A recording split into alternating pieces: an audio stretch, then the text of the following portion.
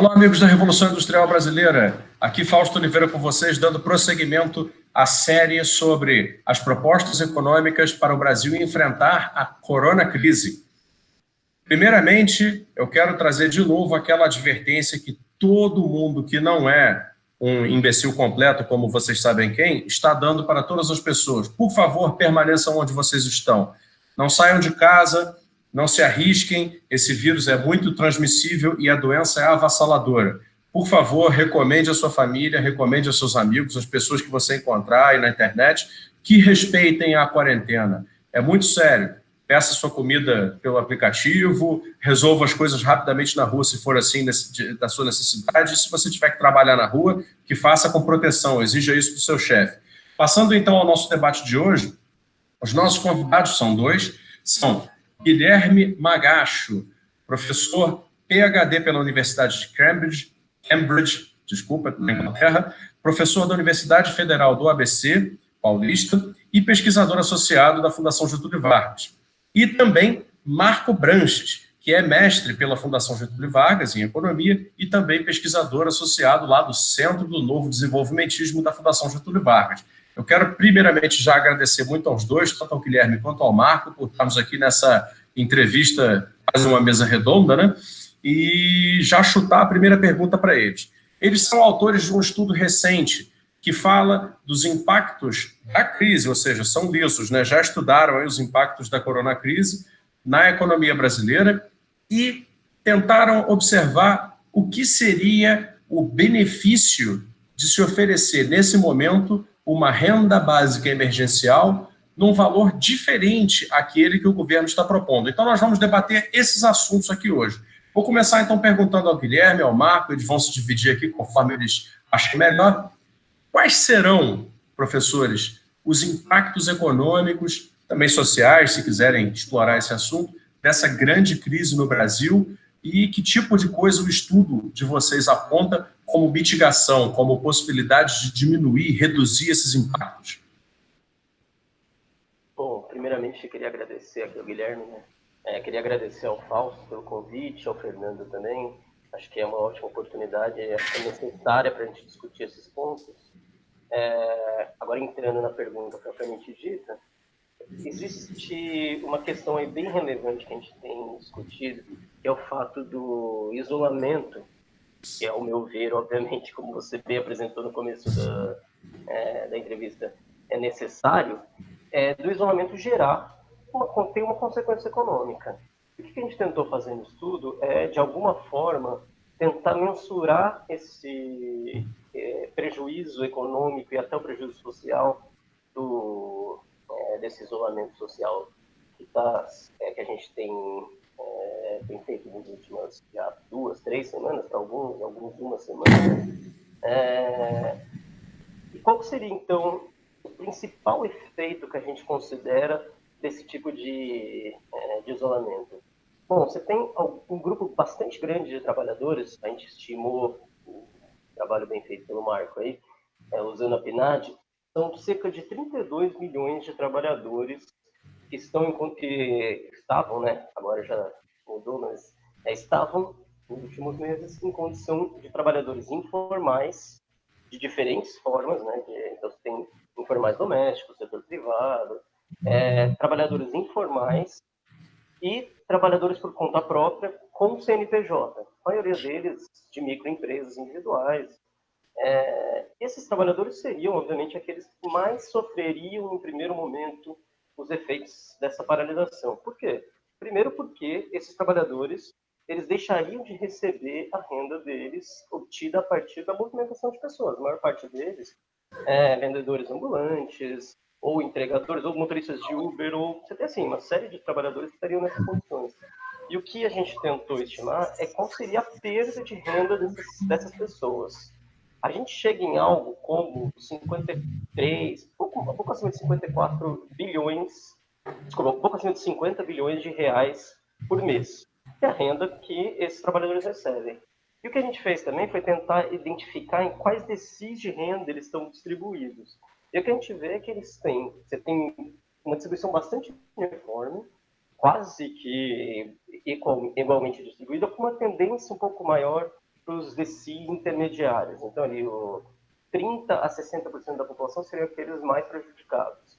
Se você soma esses trabalhadores, aqueles desempregados, trabalhadores em desalento, que por conta da crise vão deixar de conseguir um emprego, então eles talvez estivessem trabalhando de alguma forma, ou fazendo um bico ali, ou correndo atrás de um emprego, eles provavelmente com a crise não vão conseguir esse emprego, com o isolamento eles não vão conseguir esse emprego.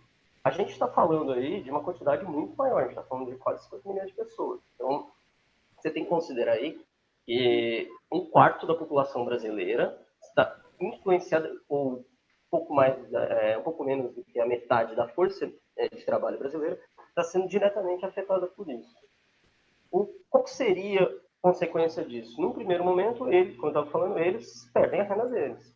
Mas no segundo momento, por não consumirem, por não realizarem o seu consumo, você tem todo um efeito que você vai desmontando as cadeias produtivas a partir do setor de bens de consumo. Então, se eu deixo de consumir, por exemplo, um vestuário, bom, eu não afeto a loja que vende produtos de vestuário, eu afeto a loja que vende produtos de vestuário, eu afeto o produtor de vestuário, eu afeto o produtor de tecido, e assim sucessivamente toda a cadeia. E mais do que isso, uma coisa que a gente costuma enfatizar bastante, que a gente fez esse trabalho utilizando a matriz de insumo-produto, né, do IBGE, e a gente amplia ela para considerar esses efeitos que eu vou falar agora, é considerar que, bom, você destruiu alguns empregos, você reduziu a renda nas cadeias produtivas, reduziu um pouco o consumo nessas cadeias produtivas. Isso tem, com certeza, algum efeito sobre o emprego formal, propriamente dito. Porque na medida em que as empresas começam a quebrar, e é isso que acontece, principalmente as menores empresas, elas começam a demitir. Na medida em que elas quebram, demitem, não produzem, elas não geram renda. Não gerando renda, você tem um efeito em cascata aí, que a gente estimou que pode chegar até 80 bilhões de reais do PIB por mês, né? Significaria quase 250 bilhões de reais se a gente considerar 3 meses de paralisação. Seriam destruídos, se a gente chegou no estudo desse resultado, seriam destruídos, se nada fosse feito, e é claro que algumas coisas estão sendo feitas, se nada fosse feito, 18 milhões de postos de trabalho. A gente teria um desemprego chutado para cima de 30%. Então, a gente estima primeiro esse impacto, para depois pegar as medidas que estão sendo adotadas, especialmente essa que você citou, que é a medida de renda mínima, que eu acho que hoje está mais em pauta, exatamente porque ela está sendo, né, neste momento, deliberada pelo Senado, a implementação do Senado. A gente pegou essa medida e viu qual seria o impacto dela. E fez um cenário alternativo em que você tem uma medida que colocaria, vamos dizer, a economia no 0 a 0 praticamente em termos desse impacto sobre o consumo. Então, qual seria a renda necessária que você deveria dar para as pessoas para mitigar esse efeito no consumo?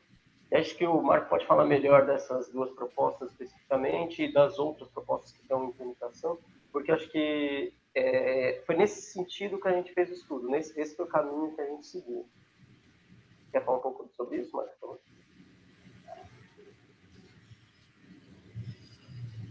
Bom, boa tarde. Queria agradecer ao Fausto e ao Fernando, e agradecer também ao Guilherme e ao Rafael Leão, que é o outro pesquisador que foi nosso coautor no trabalho. No fundo, a atuação que a gente está vendo dos outros governos, né, mundo afora, está indo na linha, eu vou colocar aqui em 3 linhas, né? Então, o governo federal deveria atuar para proteger a população informal. Em paralelo, precisaria garantir renda, recursos para estados e municípios continuarem pagando ativos e inativos e ter recursos para investir em saúde, que é essencial. E, além disso, deveria entrar pagando uma parte da folha de salários de pequenas e médias empresas e garantir crédito para essas empresas continuarem operando minimamente, né? Então, assim, o nosso estudo cita isso na introdução, quais seriam as linhas de atuação que deveriam ser adotadas, mas a gente entende que o principal e o mais urgente é atuar na primeira, que é exatamente onde está o maior número de pessoas impactadas e aquela parcela da população que é mais necessitada, né? Então, a gente, como o Guilherme falou, a gente estimou um primeiro, antes de sair a votação do PL na Câmara na semana passada, a gente já estava discutindo e a gente simulou qual seria o impacto de um programa de renda mínima de R$ 1.000 por pessoa, focalizado em informais, pessoas desempregadas e desalento. E aí, agora rapidinho no final de semana, depois da aprovação na sexta-feira ou na quinta, agora não lembro, do PL na Câmara, a gente deu uma simulada nos mesmos efeitos, considerando não R$ 1.000, mais R$ 600, com todas as regras de elegibilidade do PL na Câmara. E aí acho que o Guilherme pode falar um pouquinho melhor dos impactos, e aí depois eu complemento. Bom, o que a gente chegou de impacto, esqueci de falar do Rafael. O Rafael foi o cabeça do estudo aí, ele que o cara também trabalhou com a gente nisso. O principal impacto que a gente teria no primeiro momento que a gente estimou foi esse de R$ 1.000, o salário mínimo, né? R$ 1.045. A gente estimou o impacto disso para todos os informais, independente do nível de renda, independente da. Depois a gente separa por decil e vê qual seria o efeito em cada um. Obviamente que o efeito é muito maior nos primeiros decis, em termos do percentual da renda, exatamente porque eles teriam uma perda menor de renda e um ganho muito maior com isso. E os decis superiores teriam um efeito relativamente muito menor, mas é claro, em termos de volume é praticamente o mesmo. O que a gente chegou de conclusão nesse estudo foi que este R$ 1.045 para todos os empregados alentados e informais e trabalhadores por conta própria seria suficiente para manter a renda da economia no mesmo nível. Pelo menos as pessoas, se elas usassem isso para compensar o que elas teriam tendo no período de renda e consumissem, a economia continuaria funcionando de forma similar. Lógico, você vai ter algum efeito estrutural, modificaria um pouco. Bem, você teria um aumento de demanda nos setores que a população mais pobre consome e uma redução nos setores que a população mais rica consome. Possivelmente você importaria menos e produziria mais nacionalmente.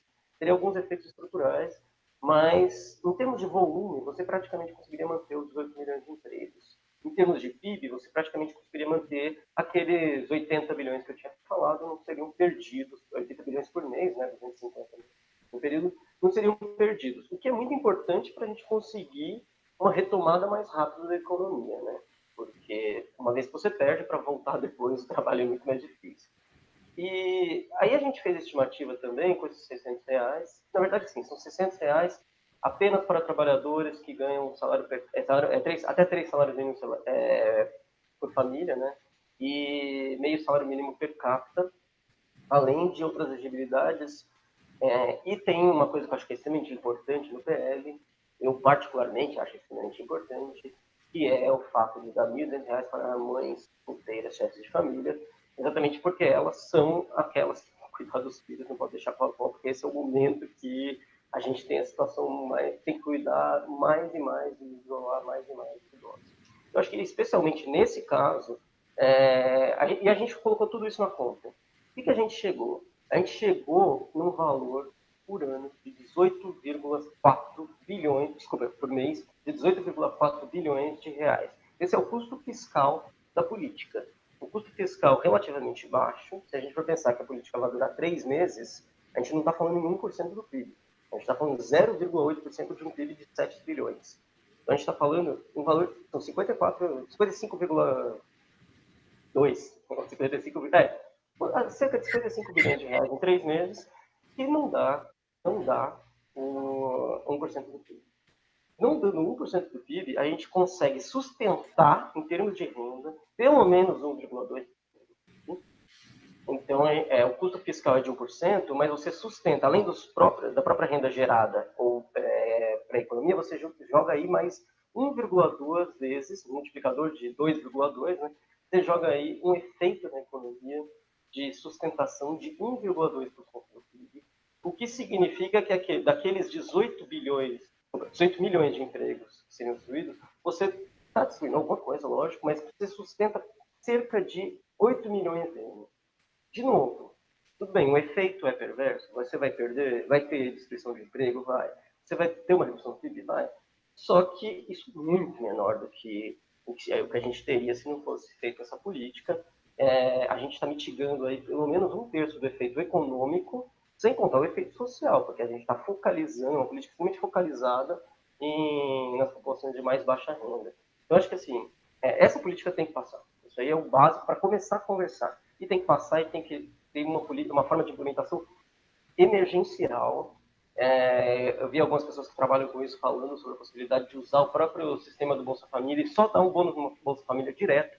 Então, a pessoa que pegaria o valor que ela pegaria no Bolsa Família, ela vai pegar um pouco a mais. Então, você tem mecanismos hoje, cadastro único, você tem uma possibilidade muito grande de usar isso e é emergencial, porque as pessoas estão passando fome hoje. É diferente das empresas que vão quebrar, não vão funcionar daqui a um mês, talvez a gente possa pensar. Mas não, aí, como o Marco bem pontuou, essa medida ela é medida de primeira necessidade. E a gente está falando exatamente da primeira necessidade de consumo das pessoas. Então é isso. Exatamente, né, Guilherme, que é a sobrevivência mais elementar, que é trazer para dentro da sua casa a alimentação e algum, talvez, nível de vestuário também, porque o inverno está vindo aí, o sul do Brasil vai começar, né, a esfriar, tem que colocar isso na conta também, né?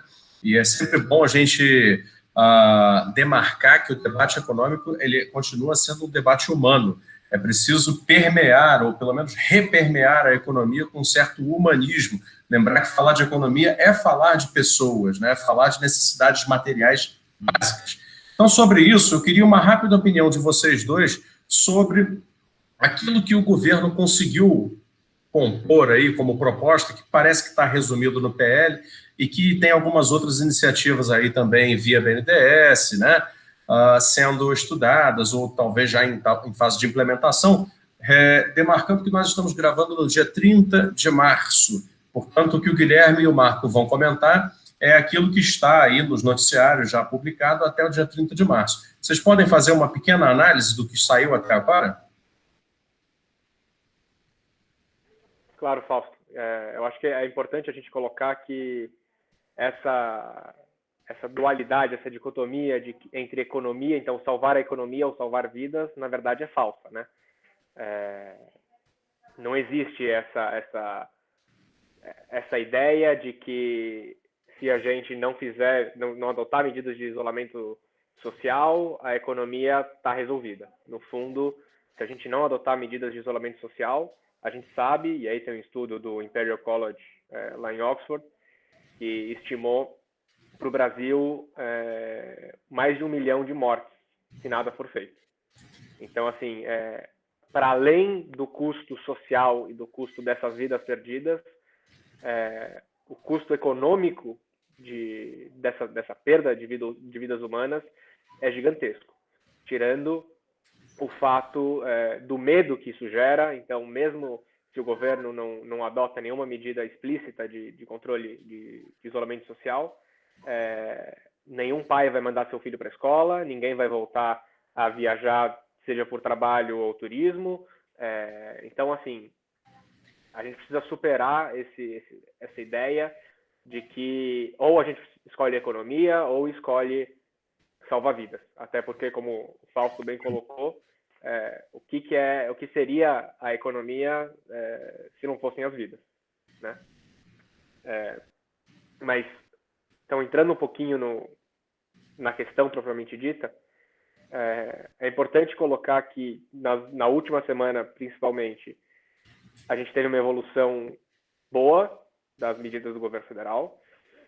Então, o Ministério da Economia começou falando numa renda mínima de R$ 200, e na semana passada isso já foi para 600 no PL, eu anotei aqui o número 9236, que foi aprovado na Câmara e agora deve, como o Guilherme colocou, deve ser aprovado no Senado Federal hoje. e tem uma série de outras medidas já anunciadas e ainda não implementadas. Então, a gente está bem atrasado na implementação dela.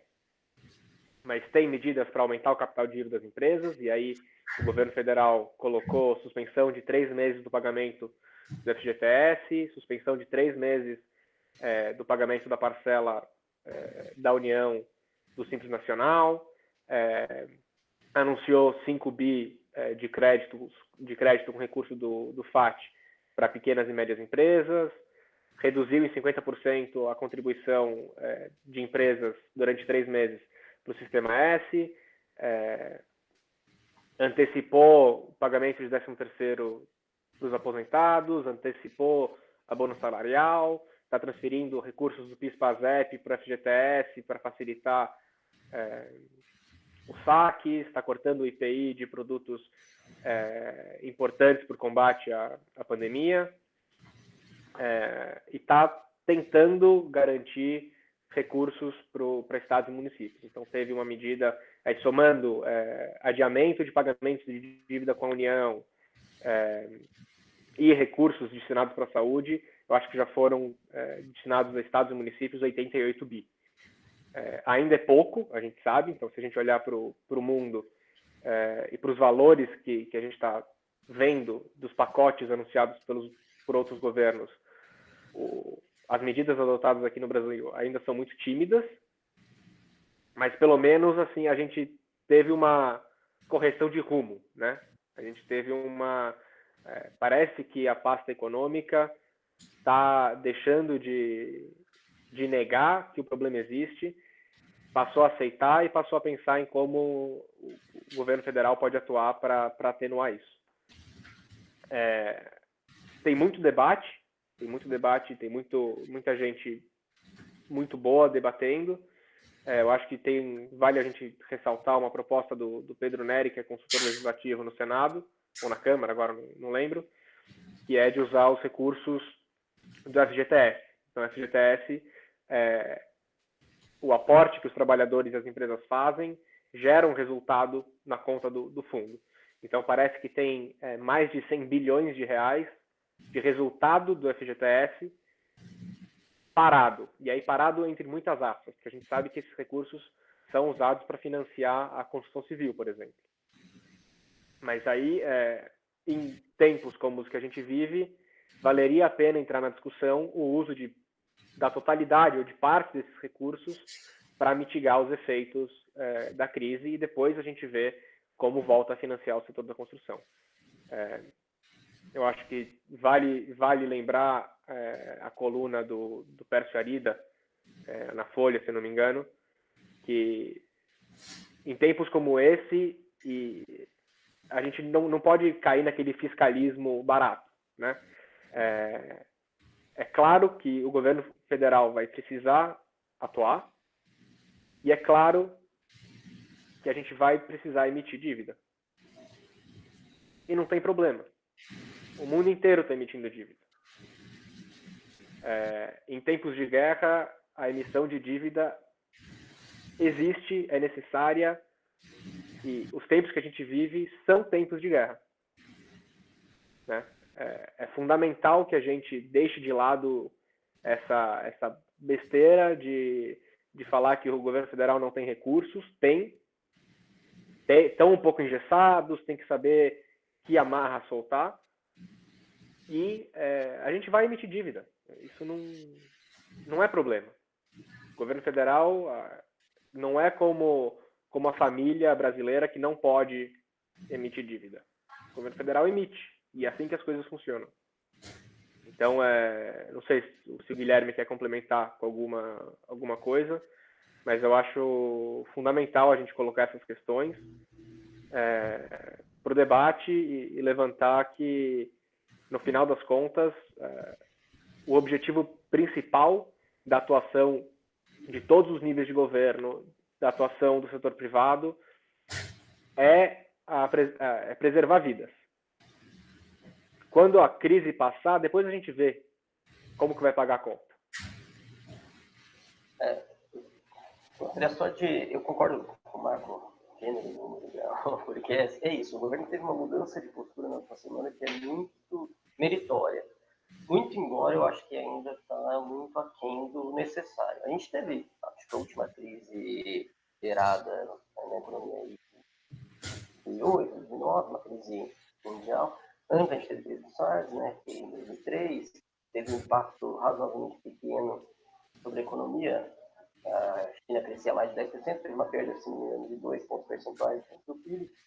Essa crise é completamente diferente. Primeiro porque ela pega todo mundo desprevenido em termos de...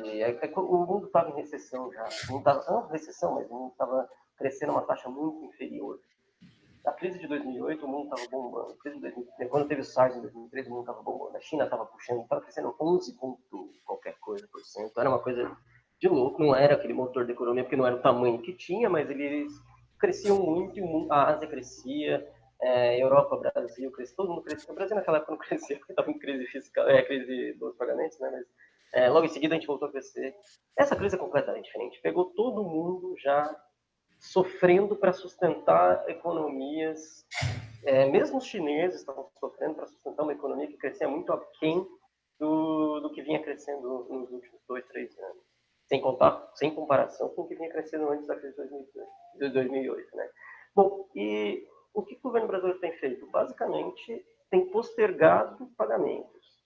Se você for ver, com raras exceções, você não tem nenhum impacto no fechamento do ano. Os impactos são alguns postergamentos, por exemplo, 6 meses para pagamento durante os próximos 3 meses, 6 meses de postergação de pagamento de alguns impostos como Simples Nacional, mas são 6 meses de postergação. Daqui a 6 meses, as empresas vão ter que se deparar com a situação de que elas vão pagar o corrente e o de 6 meses atrás, que não estão pagando hoje. A mesma coisa com várias outras medidas creditícias. Você está aumentando drasticamente o endividamento das empresas. Lógico, tem que fazer isso no primeiro momento, com certeza tem que fazer isso para garantir um endividamento barato e para que elas consigam pelo menos não desaparecer, para garantir a sobrevivência dela. Mas o ponto que eu acho que diferencia muito as políticas que estão sendo tomadas no Brasil em relação às que estão sendo tomadas lá fora, é que aqui as medidas são paliativas, voltadas essencialmente para a postergação de pagamentos. Exceto por essa da renda mínima, alguma coisa de... A Caixa tem algumas coisas com carência, que usar carência é extremamente importante nesse tipo de financiamento, porque, lógico, até a empresa se recuperar, ela não vai ser daqui a 3 meses, depois que passar o isolamento. Vai ser daqui a 6, 8 meses. Então a empresa, senão não vai quebrar agora, vai quebrar daqui a 6 meses. Então a carência é extremamente importante. Enquanto que no resto do mundo, você tem Alemanha, Estados Unidos, Inglaterra, Espanha, pelo menos esses 4 países, com gastos superiores a 10% dos seus próprios PIBs. Aqui a gente não está falando em 2%, 3%. E grande parte disso é postergação, não é dinheiro que está sendo colocado para frente. Você não vai quebrar nem o teto do gasto, continuar assim. Você vai conseguir atingir o teto dos gastos, porque você não está mexendo no fechamento do ano. Então você tá, é absurdo, porque o que a gente está fazendo aqui não é, assim, não vai resolver o problema de agora e só está empurrando para frente um problema que a gente vai ter as empresas estão sem perspectiva. Se você empurrar para frente, ela vai ficar sem perspectiva, ela não vai fazer investimento, ela tem que ter uma perspectiva. Então, eu acho que o ponto, eu concordo plenamente com o Marco que houve uma mudança, porque antes nem isso era feito. Agora já começou a se pensar sobre isso, mas tem que ser mais agressivo. Não tem os recursos, o Marco tem toda razão, não tem os recursos, você se endivida. É isso, em tempo de guerra, você se endivida. E depois você vê como você vai pagar. Porque não tem o que fazer, você tem que se endividar. Porque antes você aguentava, não pode se endividar, porque vai gerar inflação, vai gerar fuga de capital. Nesse primeiro momento, isso não é importante. Fora que a gente está falando de gastar 1%, 2%, 3% do PIB, só a redução de juros da Selic e a queda da curva de juros já garante para o governo um espaço fiscal bastante razoável. Se a gente olhar, ao invés de olhar para o primário, olhar para o nominal, o espaço fiscal que o Brasil tem aí é muito mais relevante para não ter um crescimento explosivo da dívida. Então, assim, o grande problema de você fazer uma política de aumento dos gastos públicos é a falta de perspectiva de que você depois vai conseguir reduzir esses gastos. Mas todas essas medidas são emergenciais. Todas as medidas, todo mundo sabe que elas são paliativas, emergenciais e são para um primeiro momento. É claro que ninguém confia, e é por isso que os juros de longo prazo caíram na última semana, ninguém acredita que o governo vai fazer essas medidas e depois vai manter essa renda emergencial por 5 anos, 6 anos, quer que seja, por 2 anos, quer que seja. Então, o grande problema da dívida pública é a falta de sustentação no longo prazo, e não ela no curto prazo. No curto prazo, o Japão, por exemplo, tem uma dívida superior a 5% do PIB, tem capacidade de pagar, todo mundo acredita que vai pagar, não é explosiva essa dívida, eles conseguem manter isso. Então, é uma questão é muito mais de tendência do que de nível. E um choque não vai alterar a tendência, um choque é um choque. É uma análise bastante interessante de vocês, exatamente porque ela, sem querer querendo, aí denuncia essa visão curtoprazista, né? Essa noção cultural brasileira de olhar tudo apenas até no máximo depois de amanhã. Quando, na realidade, nós temos aí uma crise que é, como você disse, um choque, que vai ter consequências econômicas profundas no agora, mas que pode vir a ter também depois que passar a quarentena, depois que passar o choque mais, vamos dizer assim, bombástico, né, da crise. E eu tenho essa preocupação, acho que é uma pergunta válida. O que será da economia do Brasil e como podemos interferir agora para mudar esse futuro depois que a crise passar? Ou seja, nós tivemos uma grande crise multifatorial aí entre 2013, 14 e 15, que veio a dar na maior recessão que já tivemos. O PIB per capita caiu tremendamente, eu não tenho números aqui, mas caiu muito significativamente e depois não se recuperou. O PIB mesmo, né, a produção do país também caiu tremendamente e se recuperou de uma maneira muito tímida, com sequências aí ano a ano de 1%, ou em torno de 1%. E, ou seja, tivemos o famoso L, né? Caímos muito verticalmente e começamos a andar de lado. Na realidade, a história das grandes recessões mundiais costuma mostrar estruturas de recuperação em V, né? Quer dizer, você cai muito fundo, toca no fundo e retorna rapidamente, até porque o crescimento em cima de bases de perdas muito pronunciadas é um crescimento que costuma ser acelerado. Enfim, existe isso. Existe também a famosa estrutura em U, né? Você cai, permanece um tempo andando de lado, mas logo depois você retoma. No Brasil está acontecendo o L. E o que pode ser feito agora para impedir que um novo L, e esse aí ainda mais profundo, né, aconteça, ou seja, para impedir que, a partir do final dessa crise, em 2021, que seja, nós não vivamos uma situação em que a gente acabou caindo demais e mesmo desse ponto não consigamos sair. Qual a opinião de vocês a respeito dessa perspectiva, que talvez seja mais sombria? Acho que eu vou começar e depois eu passo a palavra para o Guilherme. Acho que antes da gente olhar para frente, vale a reflexão de olhar um pouquinho para trás, né? Então, se a gente pegar aí nos últimos anos, é importante a gente ressaltar a destruição do poder de atuação do Estado brasileiro, e é importante a gente ressaltar os impactos da reforma trabalhista, por exemplo. Então, a gente sabe que com a reforma trabalhista houve uma migração muito grande de seletistas, são pessoas que têm a carteira assinada, para MEI e a famosa PJ, né?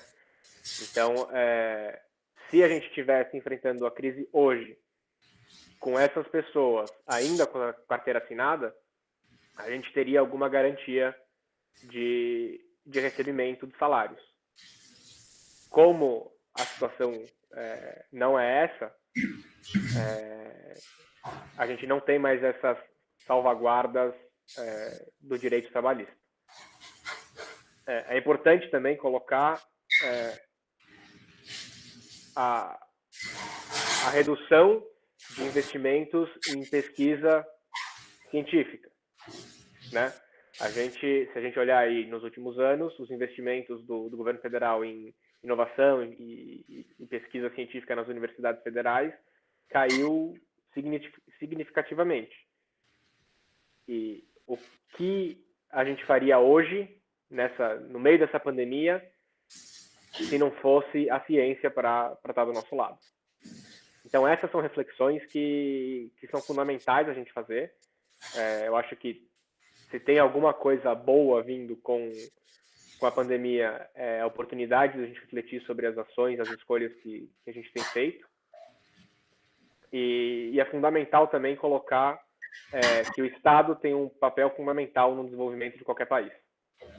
Então, se a gente olhar nos últimos anos, a queda de investimento público, e aí vai desde construção civil até infraestrutura, para ficar no básico mesmo, é chocante, né? Então a gente sabe, não tem nenhum país em que o setor privado entra cobrindo a perda de investimento do setor público. Na verdade, o setor privado entra complementando o investimento do setor público. Isso, de novo, sem entrar num tema que já foi tocado aqui em outras entrevistas anteriores com o Fausto, principalmente acho que o professor Nelson Marconi, da deterioração da nossa estrutura produtiva. Então, aí acho que o Guilherme vai poder complementar um pouquinho melhor. É meio chocante ver alguns economistas, jornalistas e o público em geral imaginando que a gente vai ter uma conversão industrial, uma reconversão industrial em tempos como os que a gente vive hoje. Isso não vai acontecer. Não é no instalar de dedos que uma indústria que estava sofrendo, que sofre há décadas, com a estrutura tributária, câmbio apreciado, custos trabalhistas, custo de energia e etc.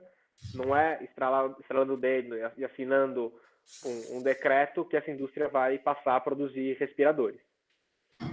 Então, eu acho que o nosso passado recente e as reflexões que eu coloquei aqui, que esse momento permitem que a gente faça, colocam um pouco do caminho do que seriam políticas públicas, do que seriam políticas econômicas viáveis, pensando no desenvolvimento de longo prazo, e aí é longo prazo, não adianta a gente ficar com foco no curto prazo, para a gente sair dessa crise melhor do que a gente entrou. Eu acho que os pontos levantados pelo Marcos são essenciais para a gente discutir. Não tenho a menor dúvida de que, começando pela deterioração, ela está mostrando o custo dela. Hoje mesmo eu vi a VEG vai produzir, se não me engano, 500 respiradores. Essa demanda de volumes que o sistema de saúde pública está assim, desesperado. São respiradores para a população que está diretamente sofrendo por conta da própria infecção. Ela vai produzir, ela vai demorar 2 meses para conseguir entregar, cerca de 2 meses para conseguir entregar, mas vai conseguir produzir. É a VEG. A VEG é uma das poucas indústrias que resistiram a todo o desmonte da indústria nacional, principalmente a indústria de alta tecnologia, média e alta tecnologia. Lógico, por que vai demorar 2 meses? Porque eles têm que importar insumos, tem uma série de que antes eram produzidos aqui. Tudo bem, tem uma integração das cadeias de valor, tem uma paralisação geral da economia, mas pelo menos eles vão fazer. Os Estados Unidos, Coreia, Alemanha, têm uma condição muito melhor de fazer essa reconversão industrial, exatamente porque eles mantiveram essas indústrias. Então a gente está pagando pelo que a gente fez no passado.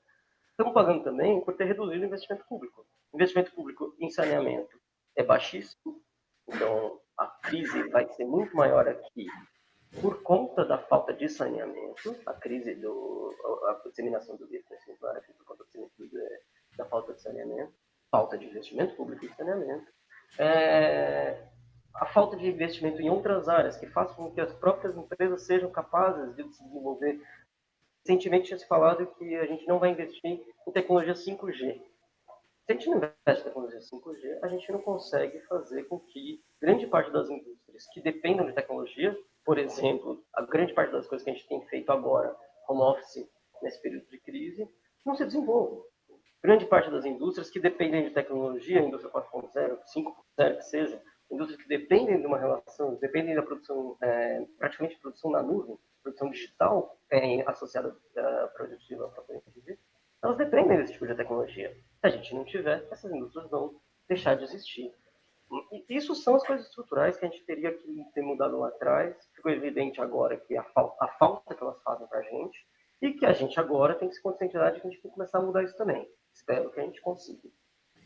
Mas eu acho que tem outros pontos. Eu acho que tem os pontos das políticas que estão sendo adotadas agora para a sustentação das empresas. Eu estava falando agora há pouco do que se trata as políticas de mitigação dos efeitos da crise são essencialmente políticas voltadas para a postergação de pagamentos ou crédito. As empresas estão aumentando drasticamente o endividamento delas. Se você não tiver um planejamento agora já sendo feito para que as empresas façam um refis, um sistema de refinanciamento, elas vão quebrar. Elas vão quebrar ou elas não vão investir agora e aí a economia vai quebrar, porque se elas não tiverem perspectiva de que isso vai acontecer, aí elas vão, tá bom, a demanda vai aumentar, vai voltar a ter demanda, só que eu tenho que investir. Minha máquina ficou 3 meses parada, 4 meses parada, eu preciso de manutenção, preciso de recuperá-la. Se eu não tenho perspectiva, se eu tenho perspectiva só de pagar as contas e não tenho dinheiro para investir, então você tem que fazer uma política de refinanciamento, já se pensar a partir de agora, numa política de refinanciamento das empresas. Isso é um ponto-chave de partida. Outra coisa, questão tributária. Você não vai conseguir, então, pode fazer um refinanciamento tributário também. Você tem uma série de frentes aí que você pode tomar. Mas eu acho que eu falei aqui no começo da conversa sobre mitigar o efeito da crise. A gente está falando dessa política de renda aí de R$ 600, por ser muito específica para ter alguns condicionantes muito fortes, que é importante também, porque ela se torna muito mais focalizada, mas por conta de ser um valor bem mais baixo daquele que a gente tem estimado, de um salário mínimo, e por ter alguns condicionantes mais fortes, ao invés de você mitigar todo o efeito da paralisação, do isolamento social, você, na verdade, mitiga cerca de 1/3 ou até metade desse efeito. Tudo bem, é muito melhor isso do que não fazer nada. A recuperação em V, ela, como você bem colocou, ela demora um tempo. A gente não vai chegar no final do ano com uma taxa de desemprego igual a gente partiu de 1,6. A gente vai chegar com uma taxa muito maior do que essa. Você vai ter um efeito aí de reconstrução da economia, recondicionamento da economia e redirecionamento propriamente dito dessa economia. A questão é a seguinte: se você não faz nenhuma dessas políticas, o buraco que você vai se enfiar é muito mais fundo, e para você sair desse buraco é muito mais difícil. E é exponencial, agora que está na moda, esses gráficos exponenciais, né? O efeito é exponencial, porque é isso, você quebrou as empresas. Quanto mais forte for o tombo, mais forte é o quanto elas vão ficar machucadas, e mais difícil vai ser a recuperação. Então, se você conseguir minimizar esse tombo com essas políticas, às vezes até políticas que não sejam só de refinanciamento, garantia das empresas, garantir parte do pagamento das empresas, ou até não exigibilidade de alguns tributos temporários, principalmente para micro, pequenas e médias empresas, micro e pequenas com certeza, médias aí você tem diferentes setores, principalmente setores exportadores, porque se a gente não vai retomar, o mundo também não vai retomar tão rápido. Então as empresas exportadoras, elas vão sofrer pesadamente com isso. A gente está importando máquinas também por não ter feito não ter destruído grande parte da nossa indústria. A gente está importando máquinas muito mais, equipamentos médicos hospitalares, né, o EMO, equipamentos como máscaras e os básicos e os mais complexos. A gente vai importar muito. Se a gente não se a gente não apoia as empresas exportadoras, a gente entra num processo de piora da crise de balanço de pagamentos que a gente estava começando a entrar. Tudo bem, a gente tem 300 bilhões de reserva, isso dá uma aliviada. Se não fosse isso, a gente já estaria há algum tempo com dólar a 7 e qualquer coisas pesadas aí. Então, assim, essa retomada ela vai exigir um plano de ação emergencial de retomada, né? Porque a gente vai ter que tomar algumas medidas emergenciais de retomada. E isso, de novo, vai ter custo fiscal. Não tem como não ter custo fiscal. Só que o custo fiscal, ele vai, em parte, se compensar pelo próprio fato da economia estar existindo, e isso gera, de alguma forma, tributos. E outra parte vai compensar porque você tem uma economia que não vai ser totalmente destruída. Ela não vai ficar terra arrasada e a reconstrução dela vai ser muito mais fácil. Então, acho que acho que tem duas frentes aí. Uma que acho que o Marco comentou muito bem, que é essa de longo prazo, das coisas que foram sendo destruídas nos últimos anos. A gente precisa reconstruir a capacidade de ação pública do Estado. E ele tocou no ponto do investimento público. Esse investimento público ele foi praticamente, na verdade, assim, em termos líquidos, ele se torna negativo, né? Então você tem, basicamente, você não está repondo a depreciação. Você não está repondo, as pontes estão caindo e você não tem dinheiro para manter as pontes de pé. A gente aqui em São Paulo sabe que as pontes estão caindo mesmo, literalmente. Mas é isso, não tem. E você tem que ter ações para conseguir manter isso, porque pelo menos garantir que não haja depreciação é o mínimo necessário do investimento público. Porque aí você também atrai investimento privado para conseguir, lógico, como o Marco colocou, o investimento privado ele vem a reboque do investimento público em infraestrutura. O investimento privado ele não é autônomo. Quem é autônomo é investimento público, e o investimento privado vem na medida em que você tem possibilidade de busca rentabilidade. E quando você tem uma estrada que permite produção de grãos, o investimento privado vai acontecendo. Só que essa estrada precisa existir, ela precisa ser feita pelo setor público, porque ela em si não é rentável num primeiro momento. Talvez ela se torne até rentável no segundo momento. Isso já sou cliente. Mas esse primeiro passo do investimento público tem que existir. Eu acho que são duas frentes. Uma é garantir que empresas não quebrem, além daquilo que a gente já tinha falado, que era garantir a renda mínima da população. E aí eu acho que também tem um terceiro ponto, que são 3 meses de renda mínima emergencial, pelo menos. Depois de 3 meses, passado 3 meses, você vai ter que fazer uma redução gradual dessa renda mínima. Não adianta você chegar e falar, não, acabou, fecha as portas. Não, você tem que até o final do ano, pelo menos, ir diminuindo isso, diminuindo esse valor, porque senão vai ser o efeito em W, né? Você recupera a economia, coloca ela de volta nos eixos, aí vem, para com a política, volta tudo lá para baixo de novo, e aí eu não sei se o resto do W vai acontecer, a última curva do W, porque aí quem vai puxar essa economia de volta? Se não é o setor público por meio do investimento, se não são as empresas que estão o setor industrial que conseguiria exportar e não vai conseguir, ou uma política de renda. Tudo isso tem que ser feito em conjunto. Então, você teria que ter, no mínimo, aí, o pensamento, o plano nacional de recuperação produtiva e produtiva no verdadeiro sentido, não só a indústria, mas todos os setores produtivos da sociedade, da agricultura ao serviço de conta mais sofisticado que tem no Brasil, que a gente tem bastante. Né? Muito bem, com essas análises aí muito interessantes, eu encerro essa primeira entrevista aqui do Guilherme Magacho, do Marco Brancher, na Revolução Industrial Brasileira.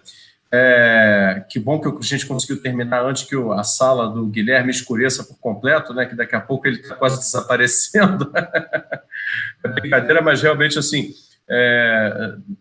não foi nada. Pronto, agora apareceu aí o Guilherme. Fala alguma coisa, Guilherme, aí dá uma despedida para você aparecer plenamente aí. Desculpa aí, pessoal, eu não vi que estava apagada a luz. Aí o sol se pôs, acabou ficando sem luz. Mas queria agradecer ao Fausto, ao Fernando pelo convite, ao Marco e ao Rafael pelo excelente trabalho aí nessa correria que foi esses últimos 3, 4 dias para a gente conseguir terminar esse trabalho a tempo de ter uma discussão séria sobre o tema e a oportunidade de estar conversando sobre temas tão relevantes e parabenizar pelo canal. Acho que é uma ação essencial, para não dizer a qualidade, mas é essencial. A qualidade é muito, muito acima de qualquer suspeita, mas acho que a proposição é a coisa mais difícil e queria parabenizar vocês dois por isso. Eu te agradeço muito aí pelo reconhecimento, assim, é sempre importante, porque isso aqui é uma batalha forte, né? Desde que a gente começou, a gente tanto recolhe reconhecimentos bacanas e tudo, como também paga um pouco o preço de estar metido dentro dessa briga que os economistas têm entre si, né? E aí já vieram haters, ofensas pela internet, né? Uma série de coisas um pouco desagradáveis, né, que começaram a acontecer, o que na verdade mostra que eu acho que o canal está conseguindo também incomodar esse consenso, né, e essa parede cognitiva que existe no debate econômico brasileiro. Na verdade, como a pessoa que exerce aqui essa função mais de linha de frente do canal, é que preciso agradecer a vocês, economistas, que dão esse apoio, né, com grandes argumentos, com grandes análises, né, e que permitem que esse canal consiga prestar esse serviço, né, de criar essa presença, esse lugar na internet que consiga ser o debate econômico alternativo. Marco, queria te dar um espaço também para fazer uma consideração final, uma despedida, fica à vontade. Obrigado, Fausto. Eu queria agradecer a você e ao Fernando também, agradecer ao Guilherme e ao Rafael. Os últimos dias foram bem intensos. E eu acho que o trabalho que vocês estão fazendo de gerar esse espaço e de abrir para o debate, mostrando que a ciência econômica tem divergências e tem polos e tem, no fundo, acho que tem um papel importante das premissas que cada modelo usa, cada corrente usa, é fundamental. Então, abrir para o público brasileiro, abrir esse espaço, esse fórum para a gente debater ideias é fundamental. Maravilha. Esses foram, então, Guilherme Magacho e Marco Brancher, ambos pesquisadores brasileiros da economia do desenvolvimento. Guilherme Magacho, professor da Universidade Federal do ABC e também pesquisador associado lá da Fundação Getúlio Vargas aqui de São Paulo, e Marco Branches, que é mestre pela Fundação Getúlio Vargas e também pesquisador associado dessa grande instituição brasileira. Muito obrigado, pessoal. Eu vou terminar o vídeo aqui agora. Até uma próxima. Agradecendo mais uma vez aí aos nossos pesquisadores. Muito obrigado. Fiquem com a gente no canal ao longo da crise. Continue na quarentena e aproveite para estudar um pouco de economia com uma visão que você não encontra nos jornais e na TV por assinatura do Brasil. Até uma próxima.